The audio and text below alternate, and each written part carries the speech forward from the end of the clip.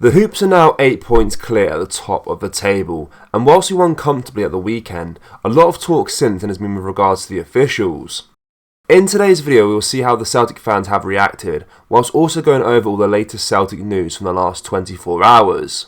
But first, make sure you hit that like button, and subscribe to the channel for more Celtic content. Celtic keeper Joe Hart has started in all but one game for the Hoops this season. The Englishman has been a key contributor for his side, not just in this campaign, but over the past few. Hart has made the position between the sticks his own, but he does have less than a year on his contract at Parkhead. This has posed a question on whether or not he will extend his deal. In a press conference prior to the Ross County match, the 36-year-old was quizzed on the matter. He said, "Nothing that I'm aware of. I've said it before, I'm staying out of that business. That's for the people above my head to talk about. I'm just focused on trying to do my best for the team, enjoy every moment, enjoy every minute, and try to give myself to help as best as I can." Many were of the opinion that Celtic should have signed the new number one over the summer. Croatia's Dominik Livkovic was linked with a move to Parkhead, but nothing materialised. Hart has already put a foot wrong on a Brendan Rodgers who seems to trust the veteran. Things could change next year though, as the Irishman looks to continually improve the squad and mould it into one that he can compete both domestically and in Europe. Celtic fans were lost for words after Hyungo Oi's disallowed goal against Ross County on Saturday. The Hoops were level with the Staggies at 0-0 in the 32nd minute when Dyson Maeda received a lofted ball to break the defence. His pass met O in the 6-yard box for a tap-in for the South Korean international, but a lengthy VAR review deemed Maeda to have been offside in the build-up. The controversy stemmed from the camera angle used by the officials, as it did not provide a clear view of Maeda's position, and the frame used for the analyst seemed to be from after the pass was made.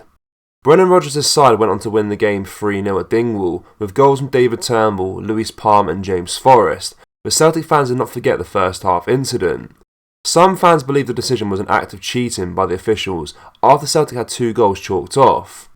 At Celtic Nation 67 tweeted, "This wasn't a mistake, it was an act of cheating, plain and simple. Some might not care because we won, but it's done out of a goal, and the last thing the SPFL wants is another Celtic striker gaining in confidence. Questions have to be asked, 2 goals wrongly disallowed, why?" At Celtic Gossip tweeted, "Good professional performance, unlucky not to get a goal, hell. At Collar Alistair replied, "Cheated out of a legit goal you mean?" Other fans accused VAR official Andrew Dallas of being incapable of impartiality due to his alliances with Rangers.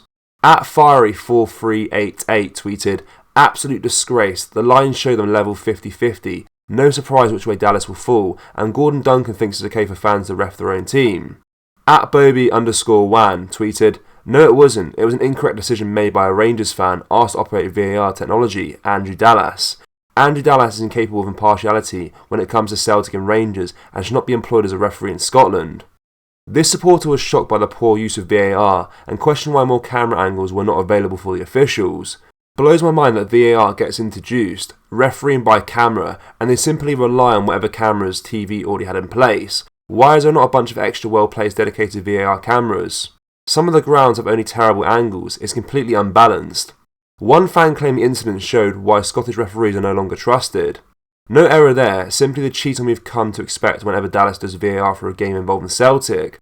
Utterly embarrassing for Scottish football. It's no wonder that Scottish match officials are no longer trusted by FIFA or UEFA for World Cup or the Euros. Another supporter claimed the disallowed goal shows a conspiracy against the Hoops. What a conspiracy against us? Refs on payroll. One supporter was lost for words by the actions of the officials. Honestly lost for words, who was looking at these monitors in the VAR room? Chris Sutton thinks new boy Lewis Palmer is a little different after his cameo from the bench during Celtic's 3-0 win at 10-men Ross County. On paper it sounds like it was a simple win, but it wasn't. Celtic needed to dig deep during the late stages of the second half to kill the game off and maintain the 8-point lead at the top of the Premiership table. With Celtic pushing to kill the game off, Brendan Rodgers introduced Lewis Palmer into action just after the hour mark, and he probably produced his best performance since joining the club. From his 30-yard belter to make it 2-0 before his clever little dink at the far post of James Forrest to score his first goal of the season, it was magical stuff, and Chris Sutton added that Lewis Palmer is a little different as he told Sky Sports Football. With Jota heading for the exit door this summer and securing a big money transfer to Saudi Arabia, there are going to be a lot of comparisons between the Honduran star and the club's departed winger. But Sutton told Lewis Palmer that he has to be his own man and make an impact like he did against Ross County over the weekend. Not much backlift, said Sutton, to get that shot off really quick and precise. When asked if he needs to be a new Jota, he said he needs to be his own player. For him coming in and filling Jota's boots, I don't think he can think like that. I think he needs to be his own man, make impact, score goals and create opportunities. Whilst his goal was brilliant, I think if Celtic lacked anything in the game, it was that precision in the final third. He does brilliantly for the third goal because he has a little look up and his dink to James Forrest. He means it. He isn't just crossing it into an area, he's a little bit different, Lewis Palmer. I think he understands the sort of player he is. He isn't blessed with the greatest of pace. What he gives Celtic, he likes to come inside on that right foot. He's very good at that. Very good at free kicks. He has that awareness, he has that vision. It's a credit to Palmer that within months of joining, Rodgers is dropping or resting him to bench ahead of a very crucial Champions League tie. The Celtic players will be making the trip to Madrid to take on Diego Simeone's Atletico Madrid, where the team have to get something from the game. The last two performances, albeit they've only yielded 1 point, have been pretty encouraging and more should have come out of it. But score first in Spain tomorrow night, then things could become very, very interesting.